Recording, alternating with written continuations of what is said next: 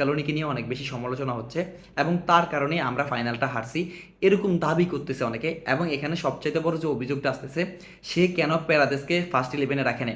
হ্যাঁ, এখানে আমার কিছু একমত আছে, যে আমি এখানে কিছুটা একমত কেন আপনি পেরাদেসকে স্টার্টিং ইলেভেনে রাখবেন না। কারণ হচ্ছে পেরাদেস হচ্ছে আমাদের যে মিডফিল্ড আছে, যে তিনজন মিডফিল্ড, তার ভিতরে সবচেয়ে ভালো পারফরমেন্স করা ডিফেন্সিভলি এ হচ্ছেন পেরাদেস, এবং সে বলে ভালো, অন দ্য বল ভালো, এবং ডিফেন্সিভলি এবং অফেন্সিভলি তার সাপ্লাই অনেক ভালো হয়।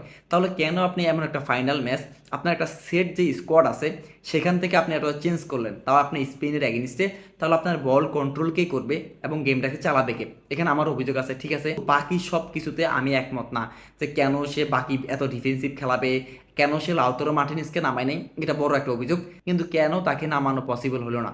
দেখেন, একটা কোচের কাছে অপশন থাকে, plan A, plan B, plan C, তিন ধরনের সে প্ল্যান নিয়ে আসতে পারে।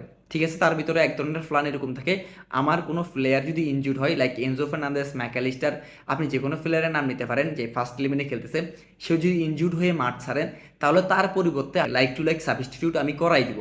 কিন্তু আপনি যখন দেখবেন যেটার উপরে ভরসা করে ফাইনাল পর্যন্ত আসছেন, আপনার মেইন সেন্টার ব্যাক এবং স্পেনের সাথে সবচাইতে প্রমিজিং যে আমাদের সেন্টার ব্যাক ছিল এবং যে অন দ্য বল ভালো বল সাপ্লাই করতেছিল, লিসান্দ্রো মার্টিনেজ, সে 40 মিনিটের সময় মেবি ইনজুর হয়ে মাঠ ছেড়ে চলে গেছেন।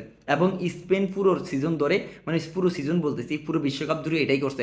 প্রথমত আছে কে, নুনো মেন্ডেস থেকে শুরু করে কোর্তোয়া, এই টাইপের যত প্লেয়ার আছেন এবং প্রত্যেকটা নকআউট স্টেজে তারা, এবং সালিবাও আমার মনে পড়ছে, সালিবাও, এই যে প্রত্যেকটা নকআউট স্টেজে তারা এমন এমন কি প্লেয়ারদেরকে তারা ইনজুর্ড করে মাঠ থেকে পাঠায় দেন, এবং তাদের এগেনিস্টে খেলতে গেলেই প্রত্যেকটা প্লেয়ার ইনজুর্ড হয়ে মাঠ ছাড়ে। আসল জাদু মন্ত্র তো স্পেন শুরু করছে, কালা জাদু।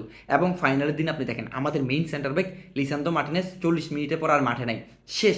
এবং সেখানে স্ক্যালোনি এই প্ল্যান জীবনও করে আসবেন না, যে আপনার টিমের সবচাইতে যে আপনি যার উপরে ভরসা করবেন, যে লিসান্দ্রো মার্টিনেজ এবং ক্রিস্টিয়ান রোমেরো, এই দুজনের যে সেন্টার ব্যাক, আমার তাদেরকে আপনি পাবেন না। মেবি 60-70 মিনিটের সময় আমি দেখতে পাচ্ছি ক্রিস্টিয়ান রোমেরো উঠে গেছে। তাহলে আপনি বলেন, আপনি বাকি ম্যাচ 30 মিনিট 40 মিনিট আপনি কিভাবে পার করবেন?